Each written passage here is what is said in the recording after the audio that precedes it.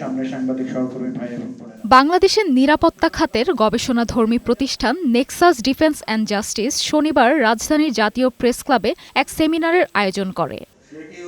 সেমিনারে বক্তারা বলেন, জুলাই গণ অভ্যুত্থানের পর সূচনা হয়েছে নতুন এক বাংলাদেশের। কিন্তু জুলাই ঘোষণাপত্র ছাড়াই নির্বাচন হলে বাংলাদেশ পুরনো বন্দোবস্তে ফিরে যাবে বলে দাবি করেন তারা। এই রোডম্যাপের অন্তরালের যে সমস্ত বিষয়াদি আছে সেইগুলি নিয়ে তারা কোনো কথা বলেননি। আমরা চাই তারা সেগুলিও বলুক। আগামী নির্বাচন জুলাই সনদ অনুযায়ী হতে হবে। জুলাই সনদের আইনি ভিত্তি দিতে হবে। জনগণ সংকটের মধ্যে রয়েছে, জুলাই বিপ্লবীরা সংকটের মধ্যে রয়েছে, তাদের আপনি সংকটের মধ্যে রেখে আপনি একটি নির্বাচন চান। ছুঁড়ে ফেলে দেন এই রোডম্যাপ। সাধারণ মানুষ, সাধারণ ভোটাররা তো বলে নাই ভোট দেন ভোট দেন, তারা কি বলেছে?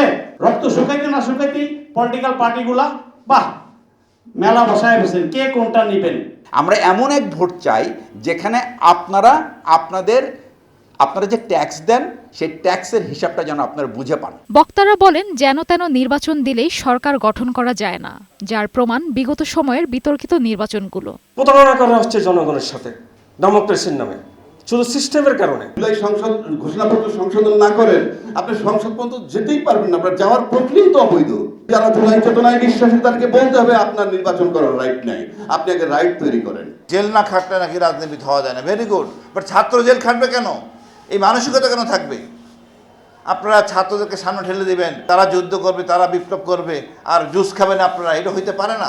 আওয়ামী যে সংবিধানটা বাংলাদেশের উপর চাপিয়ে দেওয়া হয়েছিল, সেই সংবিধানকে অগাস্ট মাসের 5 তারিখের পর সর্বপ্রথম ছুঁড়ে ফেলে দেওয়া উচিত ছিল, সেটা আমরা করতে পারি নাই। ক্ষমতাসীনরা এই সংবিধানকে এখন ব্যবহার করার সুযোগ পাচ্ছে। সেই পুরনো বন্দোবস্তে কিন্তু আর আপনারা ক্ষমতা যেতেও পারবেন না এবং ক্ষমতায় যে দেশও চালাতে পারবেন না। তাই বিগত নির্বাচনগুলো থেকে শিক্ষা নিয়ে সুনির্দিষ্ট রোডম্যাপ এবং পরিপূর্ণ প্রস্তুতি নেওয়ার দাবি জানান বক্তারা। পাশাপাশি নতুন বাংলাদেশ বিনির্মাণের প্রয়োজনীয় সংস্কারের দাবি এনডিজের। নির্বাচন পরিচালনার জন্য নির্বাচন কমিশন প্রস্তুত না, প্রশাসন প্রস্তুত না। আমরা প্রশাসন, আগের প্রশাসন দিয়ে যারা 14, 18 এবং 24-এর ইলেকশন করেছে তাদের দিয়ে আমরা ইলেকশন করতে চাই না।